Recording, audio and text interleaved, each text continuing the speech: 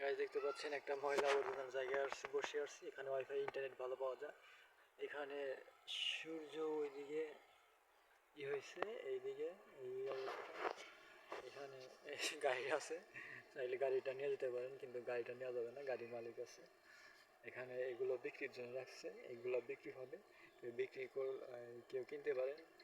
ওইখানে দেখেন দুইটা মুরগি বাঁধা আছে, রাস্তায় কোনো মানুষজন নাই। আর ওই দেখেন ওইখানে ঈদগাহ মাঠ, ঈদগাহ মাঠে হয়তো কেউ বসে আছে, ছোট ছোট গোলাবান বসে আছে। এই হচ্ছে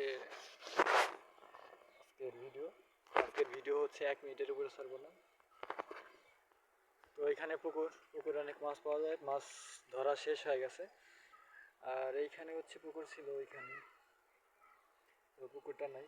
আর এইখানে দেখেন গাছটা অনেক পুরাতন, এই গাছে ভূত আছে। তো অবশ্যই ভূত দেখার জন্য অবশ্যই লাইক কমেন্ট শেয়ার করুন। রাত্রেবেলা এই গাছে ভূত আসে, বুঝলেন? তো অবশ্যই লাইক কমেন্ট শেয়ার করুন। ভালো থাকবেন, সুস্থ থাকবেন।